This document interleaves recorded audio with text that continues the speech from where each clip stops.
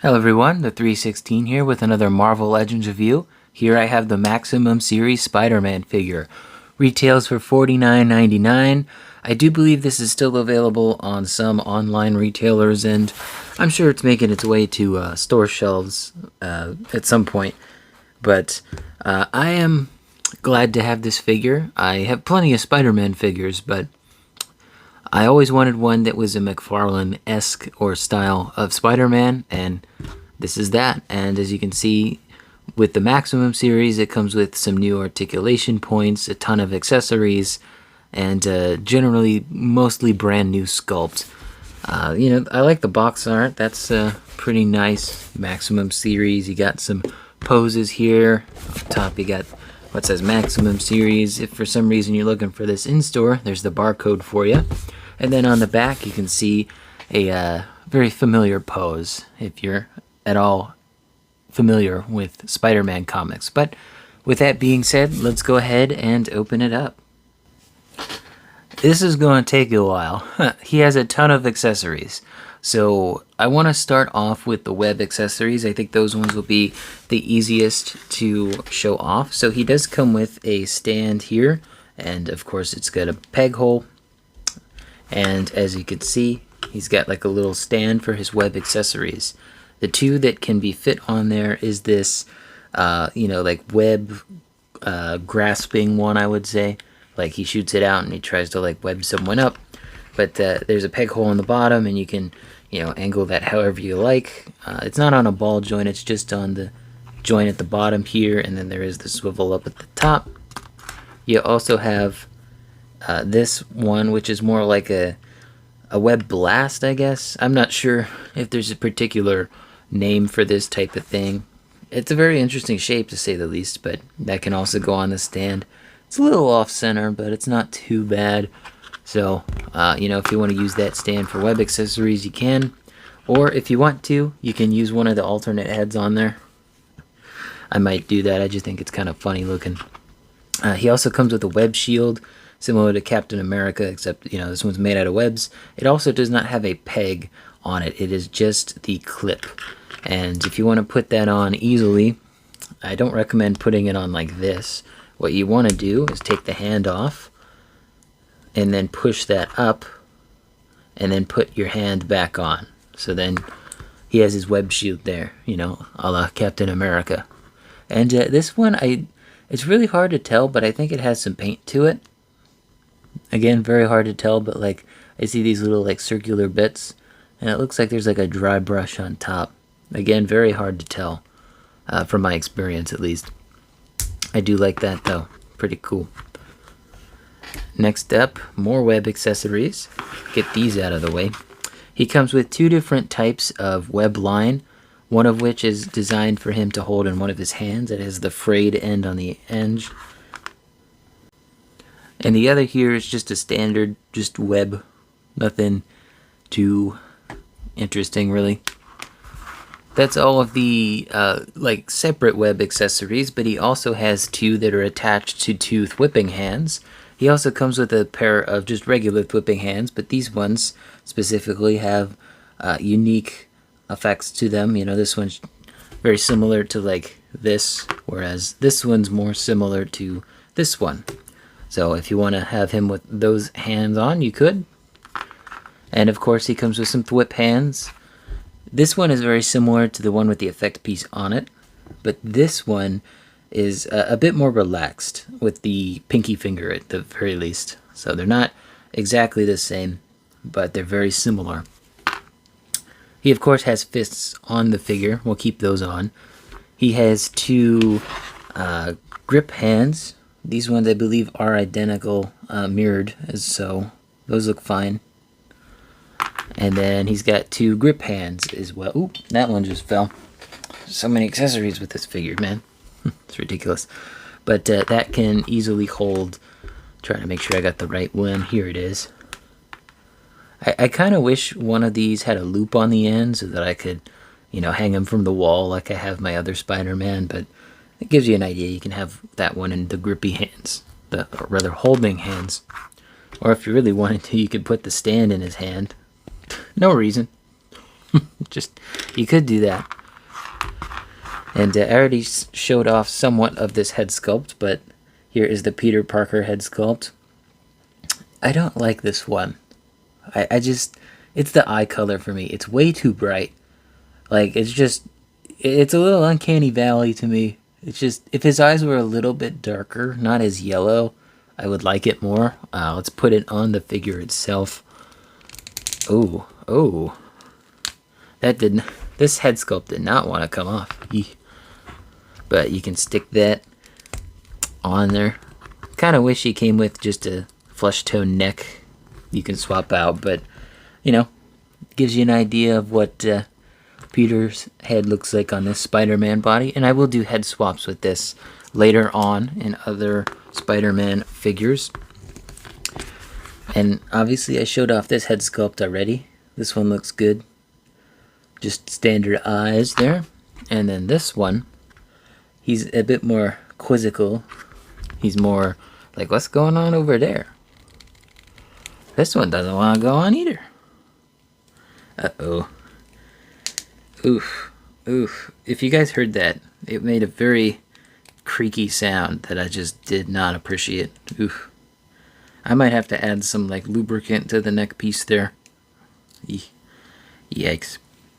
But there's what that head sculpt looks like on the figure. It is on there all the way. He got a long neck. He got a long neck. We'll keep this one on for the rest of the video. Why not? And also in the box included is his spider sense. It took me a second, but this one doesn't like clip on necessarily. There's no like rails or ridges. It kind of just sits on there. You can make it a bit tighter, and it's not, I think it's painted on both sides. Yes, it is painted on both sides. At first I thought it was painted on the one side, and it was just, or wait, it is painted on just the one side. So this side is not painted, but this side is. But yeah, that just sits on his head like that. You know, I want to try something here. Now you can't do a mohawk. That'd be cool though. Wait, maybe with this head sculpt, can we do a mohawk? Dang it. I wanted a mohawk. The last accessory here, he does not want to stand up. It's his leg piece, I tell you. But his last accessories here are some standard thwip hands, or rather flesh tone thwipped hands. But they're not just thwip hands. They're attached to these forearm pieces. What does that mean? These forearms can actually come off. Which, okay, that didn't seem too bad. But you can take off his gloves, and in their place you can stick these on.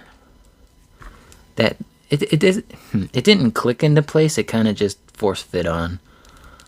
This one doesn't want to go on that well, but you get the idea. You can have him, you know, thwip in there, and then like maybe you want to take one of those web effect pieces, something like that.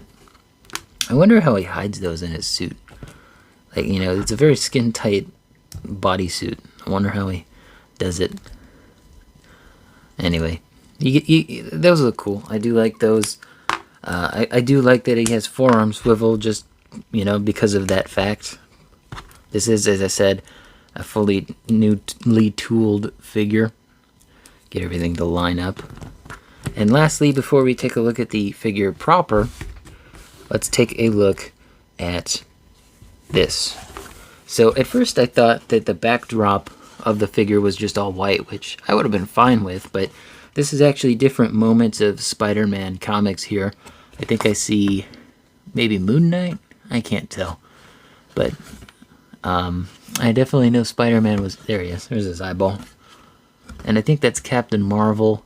So, you know, this could be a look at other Maximum figures coming in the line. We already know we're getting a Hulk, and you can see his hand right there. So, you know, this could be a indication of who we're getting, and I just thought I'd show it off. I thought that was Batman at first, right there. It's not. Honestly, I don't know who it is, but probably Captain America. They have very similar, like, mask shapes. Enough rambling. let's take a look at the figure proper, now that the accessories are out of the way. I gotta say, color-wise, I really like this Spider-Man. You know, my favorite for a long time was the retro card, but now having this figure in hand, I like it a lot more, and I am very glad that I made this purchase. Again, $50 is a lot of money, but this is something I wanted and I was okay with spending it. So, I actually do want to start off with one thing. There are some QC issues on my copy. Not everyone has QC issues on their copy, but I have 2. I think for what they are, they're not that noticeable. Like they're both visible on screen right now, but unless I told you, I don't think you would notice. So if I get in close to the camera here, you can see, oops, sorry about the shaking there. You can see a blemish there, and that's what I noticed first out of, or rather just looking at it in the box. There's that big blemish there, but like depending on what pose I have him in, it's not going to be too noticeable. And the second one here is on the crotch piece. This one is harder to notice, but this upper one is worse than this lower one. This lower one, that I can live with. This does suck though. And it gets in, oop, keep shaking the camera. That does get in the way of the web lining, and it doesn't look great. On camera, the colors are a little off. Let me bring in that backdrop again, just to give you a better idea of the colors you're dealing with here. Maybe get the lighting in a better spot. But in person, the blue is a lot brighter. It's not like a ton brighter. On camera, it's a bit more of it's leaning towards a black. Whereas in person, this is more of a navy. A little bit darker than Ultimate Captain America's figure, if you own that figure. But yeah, the detail on this figure is pretty good, especially on these forearm pieces that are separate pieces. You know, the hand sculpts, they're all painted as well. I don't think I'm missing any web lining from what I can tell. I did a good look at this figure for a couple minutes before I started this video. And yeah, all the web linings are good. They're neat. You know, except the 2 blemishes I showed. Nothing is too out of place or unordinary. Nothing paint-wise looks bad here. Even on this neck piece up at the top, I don't notice. I mean, look at that. Look at the paint on the back of that neck piece. That's such a small amount of paint and so, like, thinly placed. It's very well done. So I do have to give them props for that. The eyes on the Spider-Man masks don't seem to have any issues. If there is any overspray, it's practically non-existent. But really the main draw of this figure, besides the accessories over here, is the articulation. So I'm going to go ahead and get into that because it is, as I said, a very integral part of this figure. So I want to start off with the head sculpt here. So this is on a dumbbell joint, I believe.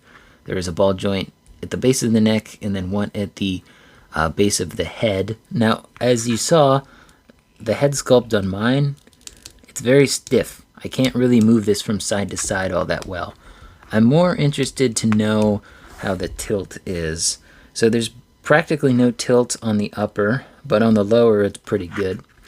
Now, if you want to have the figure look up, that's pretty good. That's pretty good. Oh, it is a disc hinge. They did put a hinge up there. Okay, good. I thought it was just a, you know, just a ball and a stick. No, this is a disc hinge. This is good. I like this. The better articulation point. You don't get as much, you know, side to side, but that's what the base of the neck one is for. If you want him to get him to look down, yeah, that's pretty good. Giving me Spider-Man 3 vibes from that. Get that back up there. The arms here. The butterfly joint, I'm interested to see how well this does. So this is the T-pose, I guess. Forward looks like this. Alright, not too bad. And then backwards is really good. And if you wanted to compare both of those, backwards is just a little bit more. And then obviously this is on a hinge as well, and that's on a 360 there, no loss of movement there, nice and smooth. He's got forearm swivel. I have seen some people, I don't think anyone's broken this part off, but I have seen some people like, oof, that felt like it was gonna break. Oh, let's try the other arm. This elbow joint is just very stiff. This one's a little bit better. So he gets almost a perfect vertical. He can almost touch his shoulder completely. Good. And of course his forearm's on a swivel, so you can have it swivel if you wanted to, but that's more of a, because of proxy. These things. And then, I'm not going to look too much into the hands, but they swivel, they hinge, you get the idea. The upper body here it's ratcheted. So the upper body here is ratcheted, and you can swivel it all the way around if you wanted to. I don't know. Maybe you like this. I don't know. Maybe you want this to be your Spider-Man. I don't know. Don't look at me. But yeah, it does 360. Crunch-wise, goes forward that much. That's just the upper joint. Goes backward a little bit more, and then side to side, pretty good. That side seems a little bit better. And then the lower crunch here, forward, and then with the upper, and then backward, and then with the upward. Getting his back broken by Bane? This ain't no Batman figure. He does have drop down hinges, but mine seem to be... Okay, that seems pretty good. But the other one seems to be a bit stuck. Oh, I guess not. That looks weird. That just looks weird. Get those back up there. And, he's... With that, you can get some pretty wacky poses. You can't do a 360 because it gets in the way, but you can almost. I don't recommend doing that with your figure. I've seen some people with drop-down hinges, especially on the movie Spider-Man figures. Those hinges break. So, I'm not saying that's going to happen with this figure, but just... I would not do what I just did. But I don't see any stress on the plastic, so I'm not too worried about it. Obviously, you saw the thigh swivel there. The knee joint here, you got pretty good. Ooh. You saw me just go to move that, and that whole thing. Some tight joints on this figure is what I'm trying to say, for good or bad. He can almost kick his butt. Maybe if I... Yep, he can kick his butt. Kick his own ass. He's got the swivel there, of course, 360. He's got the hinge. He's got the pivot, which is pretty good in both directions. And he's got that toe bend, which can go slightly downward. Only slightly, though. But articulation on this figure is what I'd expect for paying $50 for a figure. I know some people much prefer a double ball joint system, where they hinge up at the top and then a swivel down here. I've much preferred this style since I used to collect, or rather, still am collecting the Lightning Collection Power Rangers figures, but obviously they haven't produced them in years. But I've always liked this articulation style. I think it gives you the best of both. I know it might look weird because there's this weird cutout here, and then there's the... I know, some people don't like this, but personally for me, I do.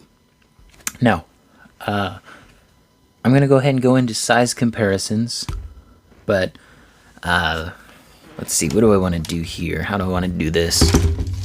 I guess we'll start off with the ruler, as per usual. So he stands at about 6 1/4 inches tall. Pretty, I wouldn't say short for a Spider-Man figure, but more closely scaled to 6-inch scale, or 1/12. Who do I want to start with here? I guess let's see how he looks next to some other hero figures. I got Ultimate Captain America here. You can see the color difference on their blues. Spider-Man's is much darker. Don't mind the dust in Captain America. He's been on the shelf for a while. And then we got Model 20 Iron Man. Always like this figure, even if he's not the center of my display. He's very tall, though. Like, he is a sizable dude. My goodness. And then next up, we have the, what is it, the Demon of Hell's Kitchen? I don't know. We got the Spider-Man VHS Daredevil, and I think those two look really good together. The black highlights and the, yeah, I like how all of these look together, even if that's not the Iron Man I use for my Avengers display. But yeah, this Spider-Man looks good with other hero characters. I do like that. But that's not what we really want to look at, do we? We want to see how this Spider-Man looks next to other Spider-Man. Let me start off with a custom I recently did. It was really just a paint job, but figure I really wanted, just because I like the suit. We have the Spider-Man Unlimited figure. Trying to get him to stand up properly.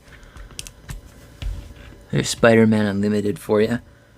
And I'll say their dark blues are very similar in color. The Maximum Spider-Man is just a little bit brighter, just in comparison to the two. Just thought I'd show the two of them off, as they're the most recent Spider-Man figures to be released, as far as I'm aware. Get him out of here. Now, let's see how he looks next to what people have deemed like their Spider-Man figures that they used for customs, or their main Spider-Man figure. We got the, I almost said Toby, I almost said Andrew, the Tom Holland Final Swing suit Spider-Man. And he's very short. He is short. He is short. Next up, what's arguably the best Spider-Man figure, we have the Amazing Friends Spider-Man. I never really liked how just blue his colors were. They're just a little too bright for me. And then lastly, my favorite Spider-Man figure up to this point, we have the 2020 Retro card. If I can get him to stand properly. He always had issues standing up, so this is nothing new for this guy. 2020 Retro card. And, you know, as much as I love that Retro card, I think the Maximum's better. I've always wanted a McFarlane-style Marvel Legends Spider-Man figure, and now that I have it, compared to my old favorite Spider-Man figure,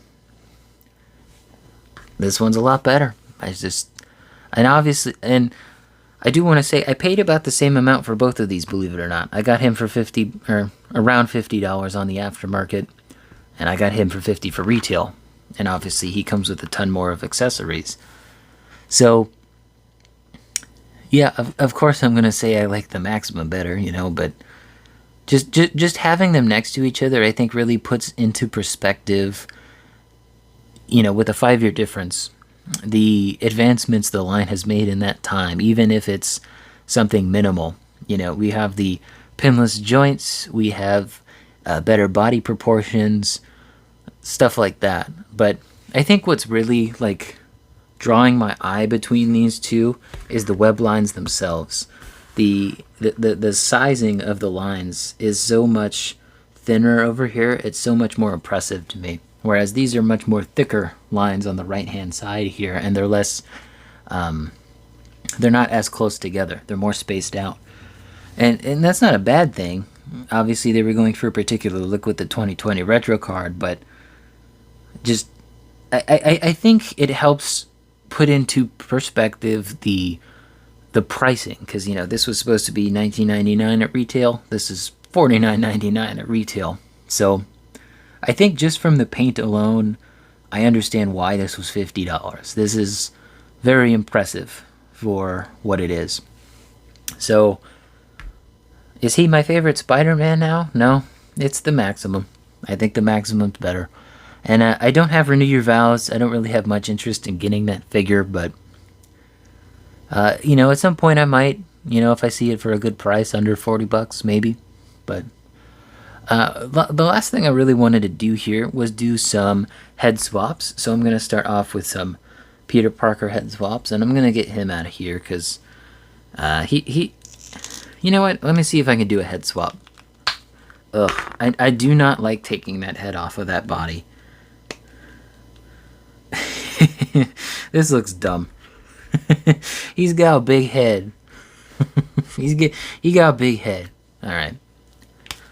The head comes off easily, thankfully, but I never like taking the head off of that figure. It's just, I wouldn't say it's brittle, but I've seen people lose that figure because of that.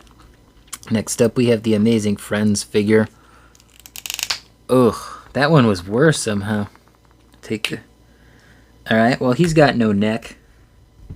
I don't think that looks terrible, but like I said, he's got no neck. Wait, he's got a mullet. He got a little mullet. I didn't notice that. I don't think this one looks all that bad. This one looks okay. I got no complaints here. It's alright. Spider-Man, you know? It's Spider-Man. Put that back on. I would have got down the Toby and Andrew figures, but oh well. And then let's grab the retro card here. Oof, that was the loudest one of all. You know, I think this is probably the best head swap. I don't think that looks all that bad. He doesn't have a neck still, but I feel like he's got too much neck. He doesn't have enough neck, you know? I don't mind it, though. And, let me see. Let me check one thing real quick here. So the color scheme of these three. I want to see how their heads swap. I would show you the retro card head swap, but nah. Okay.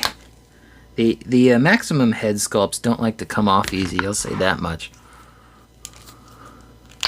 But if you wanted to see how the maximum looks on one of the older figures, the reds are just a touch off, but that doesn't look too bad. I actually like that a lot. That looks pretty good. And then I don't know if I can do the opposite just because of how the ball joints are. Again, I don't mind it, but like he got too much neck here. That's way too much. Ugh. I do not like doing head swaps on these figures just because their neck joints are made of red plastic and that can get brittle at times. So, you know, I was going to show this figure off in some wacky poses and stuff, but I think you get the idea. And besides, there's plenty of other videos of that. But I hope you guys enjoyed the video. Let me know in the comments down below if you got this Maximum Spider-Man figure. I think it's great, and I am very glad to have it in the collection. $50 is a big asking price, but considering all the stuff you get in the package, and the paintwork, I have to point out the paintwork again. I think that $50 makes a lot more sense now that I have it in hand. But hope you guys enjoyed. Don't forget to leave a comment down below, like, subscribe, hit the bell. It all helps out the channel. And as always, peace.